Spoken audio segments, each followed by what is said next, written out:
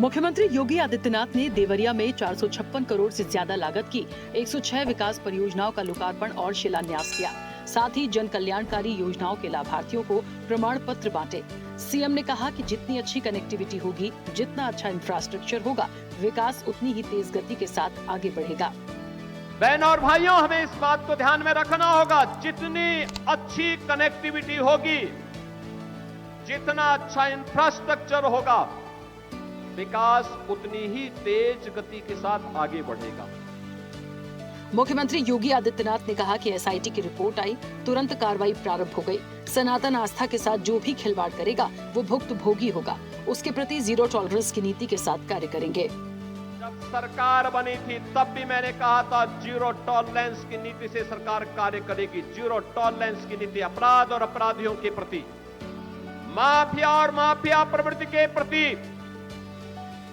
जन आस्था के साथ जो खिलवाड़ करेगा, जीरो टॉलरेंस की नीति के साथ कार्य करेंगे।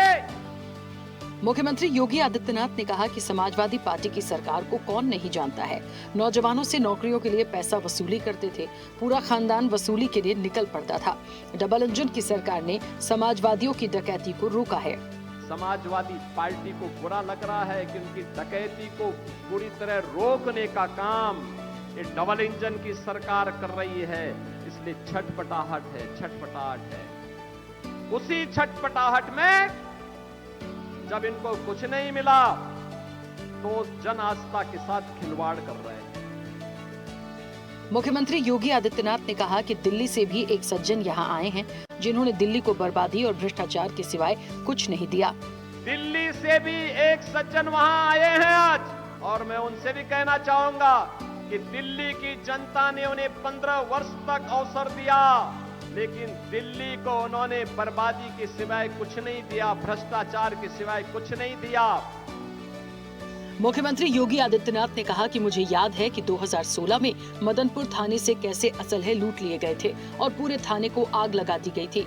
आज मुहर्रम है, कहीं किसी का अता पता नहीं है।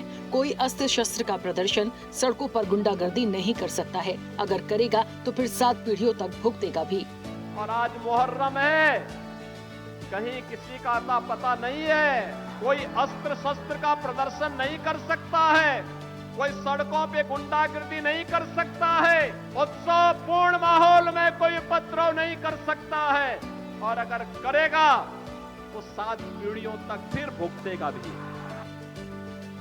गोरखपुर में मुख्यमंत्री योगी आदित्यनाथ ने गोरखनाथ मंदिर में जनता दर्शन में लोगों से मुलाकात कर उनकी समस्याएं सुनी। मुख्यमंत्री ने अधिकारियों को जनता की हर समस्या का शीघ्र समाधान करने के निर्देश दिए।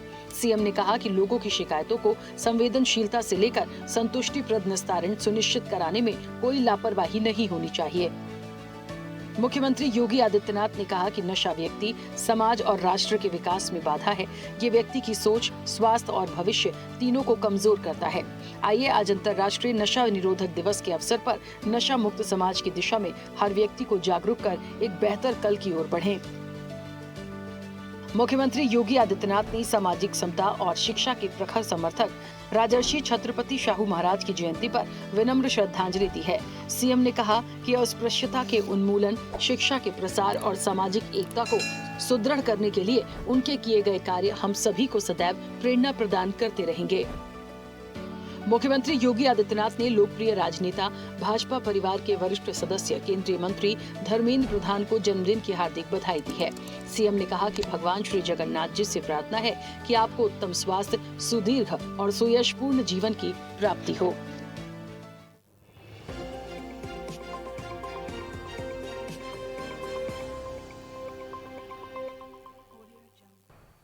ऐसे ही वीडियोस के लिए लाइक करें, शेयर करें, फॉलो करें।